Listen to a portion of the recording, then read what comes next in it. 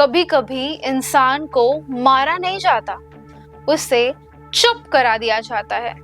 जिस गड्ढे को आप स्क्रीन पर देख रहे हैं, ये सिर्फ मिट्टी नहीं है, ये 2 जिंदगियों की आखिरी सांसों की कब्र है।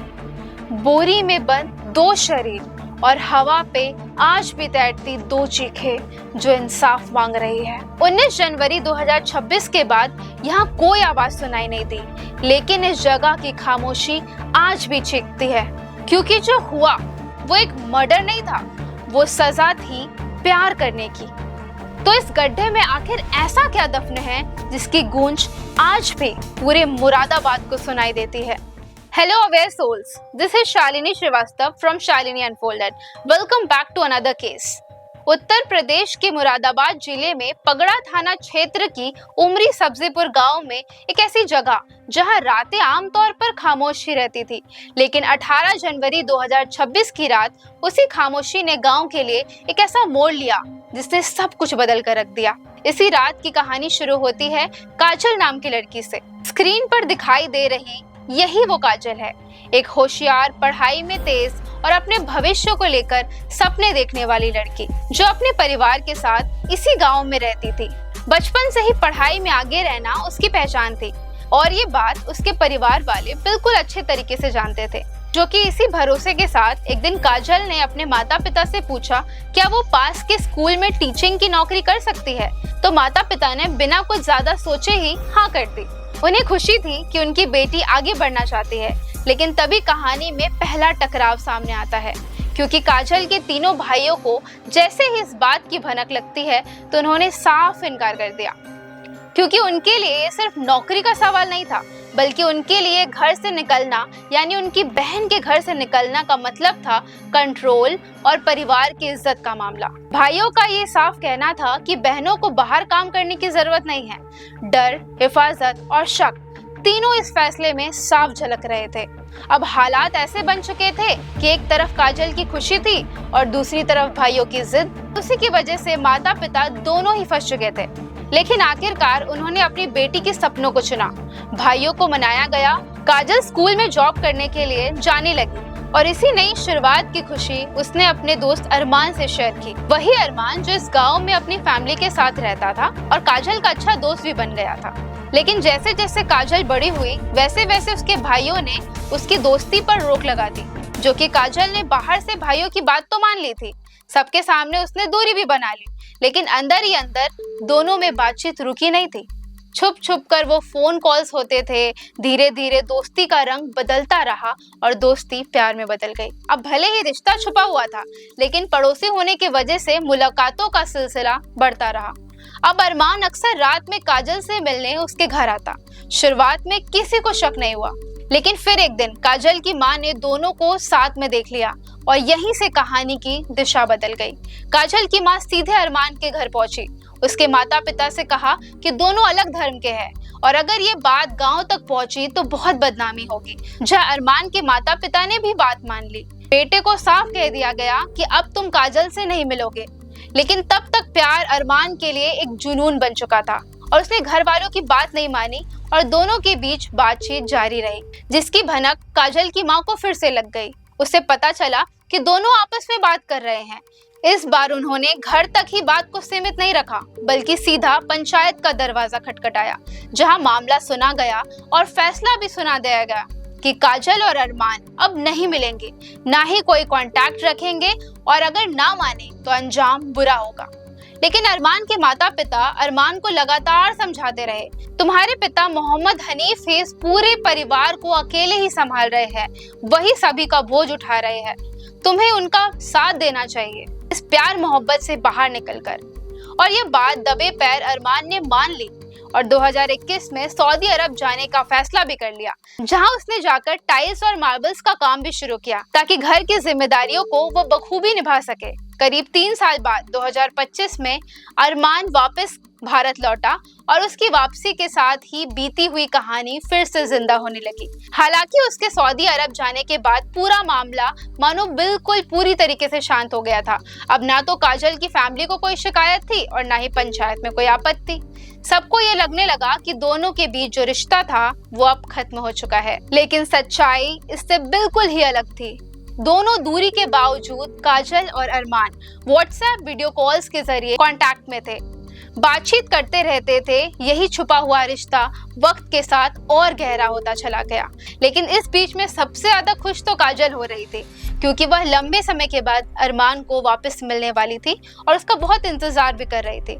उसे सामने देखकर उसकी खुशी का तो कोई ठिकाना ही नहीं था। मानो सालों का इंतजार उस एक पल में ही खत्म हो चुका था। और इसी भावनाओं में बहते हुए मौका देखते ही काजल ने अरमान से ये साफ कह दिया कि वो अब वापस नहीं जाए, और अरमान ने भी उसकी बात मान ली और यह भी तय कर लिया कि वो अब विदेश दोबारा नहीं जाएगा। इसी फैसले के साथ एक शांत समझी जा रही कहानी धीरे धीरे रास्ते पर लौटने लगी, जहां से आगे सिर्फ सन्नाटा और अंजाम लिखा जाने वाला था। और इसी फैसले के बाद वक्त अपनी रफ्तार से तेज बढ़ता गया और देखते ही देखते 18 जनवरी 2026 की वह काली रात भी आ गई, जिसने सब कुछ बदल कर रख दिया। करीब 9:30 बजे के आसपास अरमान ने घर पे खाना खाया और अपनी माँ से कहा कि वो थोड़ी देर के लिए बाहर टहलने जा रहा है। माँ ने सोचा कि हर दिन के जैसा वो जा रहा है, खाना खाने के बाद बाहर टहलने जाया ही करता था। लेकिन उस रात के बाद अरमान कभी घर लौट नहीं पाया और घर की खामोशी धीरे धीरे बेचैनी में बदलने लगी। पूरी रात बीत जाने के बाद 19 जनवरी 2026 की सुबह, जब अरमान बिल्कुल भी दिखाई नहीं दे रहा था, ना उसकी कोई खबर मिल रही थी, तब पहली बार इंतजार ने डर की जगह ले ली। सुबह होते ही अरमान के पिता मोहम्मद हनीफ ने अपनी पत्नी से पूछा कि अरमान कहाँ है और नजर भी नहीं आ रहा है। इस पर माँ ने घबराते हुए बताया कि वो तो रात से ही घर नहीं लौटा। ये बात सुनते ही पिता का दिल बैठने सा लगा। उन्होंने फिर तुरंत उसके दोस्तों को संपर्क किया, लेकिन किसी ने भी उसको नहीं देखा था और ना तो कोई उसकी जानकारी मिल पाई। तब अपने बेटों को ढूंढते हुए गांव में पूछताछ करना शुरू किया। तभी पड़ोसियों ने उन्हें बताया कि पिछली रात राजा राम के घर पे कुछ अजीब सी आवाजें, चीखने चिल्लाने जैसी आवाजें सुनाई दे रही थी। और ये बात सुनकर पिता का दिल बैठता ही जा रहा था। धीरे धीरे लोगों को शक होने लगा था कि वह आवाज शायद अरमान की हो सकती है। काजल का भी कोई अता पता नहीं था और इस वजह से मोहम्मद हनीफ और गांव वालों ने पुलिस के साथ तुरंत सख्त कार्रवाई की मांग की। उन्होंने पुलिस को बताया कि उनकी बेटे के पहले पड़ोस में रहने वाली काजल नाम की लड़की के साथ अफेयर था। हालांकि उन्होंने ये भी साफ कह दिया कि पिछले 3 साल से दोनों के बीच ना तो कोई बातचीत है, क्योंकि उनका बेटा तो सऊदी अरब चला गया था। उन्होंने पुलिस से गुजारिश की कि एक बार काजल के घर वालों से अरमान के बारे में पूछताछ जरूर की जाए, लेकिन पुलिस ने इस बात को फिलहाल गंभीरता से लिया ही नहीं और उस बेचारे बेबस पिता को खाली हाथ ही लौटा दिया। पुलिस का ये रवैया देखते ही मोहम्मद हनीफ को ये समझ में आ गया कि उन्हें उनसे कोई उम्मीद मिलने वाली नहीं है। इसी वजह से 20 जनवरी 2026 को उन्होंने सीधे एसएसपी से मिलकर इस पूरे मामले की जानकारी दी। एसएसपी ने पूरी बातों को बिल्कुल ध्यान से सुना और उसी वक्त एसएचओ को अपने सामने बुला लिया और कड़े लहजे में पूछा कि इतनी गंभीर जानकारी के बावजूद अब तक भी कोई कार्रवाई क्यों नहीं की गई है। तो इस बात पर एसएचओ ने सफाई देते हुए एक हैरत अंगेज बात सामने रखी। उन्होंने बताया कि जिस लड़की का जिक्र किया जा रहा था, यानी काजल का जिक्र किया जा रहा था, उनकी फैमिली भी थाने आकर गई थी। उन्होंने अरमान के खिलाफ शिकायत भी की थी और कहा था कि वह उनकी बेटी काजल को भगाकर ले गया। यह सुनते ही एसएसपी को मामला और भी ज्यादा सस्पिशियस लगने लगा।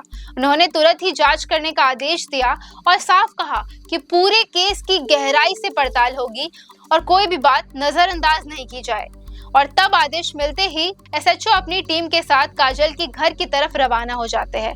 अब काजल के घर पहुंचते ही पुलिस ने घर वालों से सख्ती से पूछताछ शुरू कर दी। सामने काजल के तीनों भाई रिंकू, राजा राम, सतीश मौजूद थे, जिनमें से 2 भाइयों की शादी पहले से ही हो चुकी थी और एक अभी भी अनमैरिड था। शुरुआत में तीनों भाई बिल्कुल ही नॉर्मल तरीके से हर सवाल का जवाब बिल्कुल ठीक से दे रहे थे, लेकिन जैसे जैसे सवाल बढ़ते गए उनकी बातों में बार बार फर्क साफ दिख रहा था।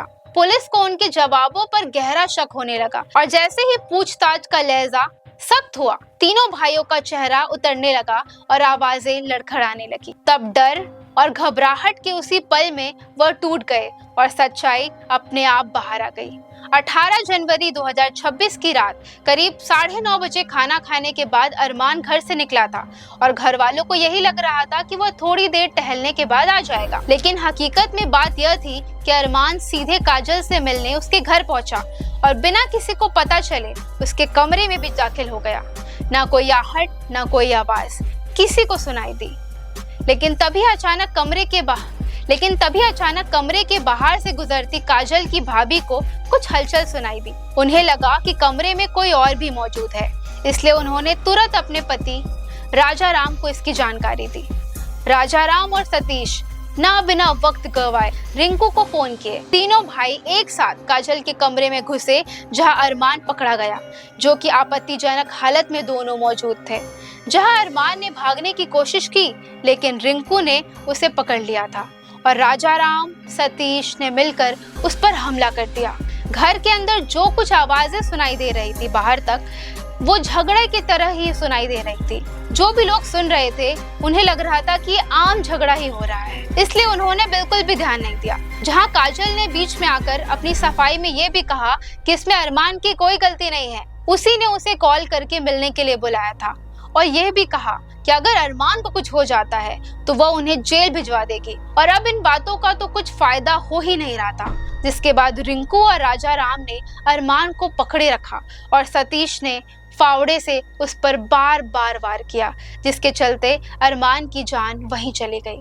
फिर गुस्से और नफरत में अंधे होकर उन भाइयों ने अपनी बहन काजल को भी पकड़ लिया और उसके साथ भी ठीक वैसा ही किया, जिसके चलते काजल भी इस दुनिया को छोड़कर चली गई थी। कुछ देर की खामोशी के बाद वह बोरी मंगवाते हैं और उन दोनों शरीरों को बोरी पर डाल दिया जाता है। बोरी को घसीटते हुए गाड़ी तक वह लेकर जाते हैं और फिर वह अपनी गाड़ी को गंगा नदी के पास ले जाते हैं, जहां नीम करोली बाबा के मंदिर के पीछे एक सुनसान जगह है। वह अपनी गाड़ी को रोकते हैं, वही अंधेरे में एक बड़ा सा गड्ढा खोदते हैं और दोनों बोरियों को उस गड्ढे में डाल मिट्टी से ढक देते हैं।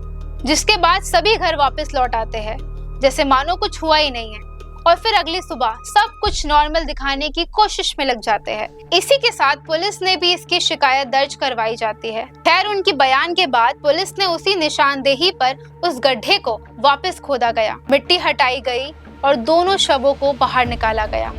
पोस्टमार्टम कराया गया और शव परिवारों को सौंप दिया गया। लेकिन काजल की फैमिली ने बेटी का अंतिम संस्कार करने से साफ इनकार कर दिया, जिसके बाद गांव के कुछ जिम्मेदार लोगों ने ही काजल का अंतिम संस्कार किया। वहीं अरमान को उसके परिवार ने मुस्लिम रीति रिवाज के साथ उन्हें दफन कर दिया और यहीं पर अरमान और काजल का केस खत्म हो जाता है। जो मर गए वो सिर्फ इंसान नहीं थे, वे उम्मीदें थी, वे सवाल थे और वह एक बेहतर भविष्य की संभावना थे। यह केस हमें किसी एक गुनाहगार तक नहीं ले जाता, बल्कि उस सोच तक ले जाता है जहां डर, इज्जत और नियंत्रण इंसानियत से बड़े हो जाते हैं। क्या हमने कुछ सीखा? क्योंकि अगर नहीं तो यह आखिरी केस नहीं होगा और शायद किसी और गड्ढे से फिर किसी बेआवाज की चीख हमें सुनाई देगी। Thanks for watching. Please subscribe and support to our channel. मिलते हैं अगले केस में।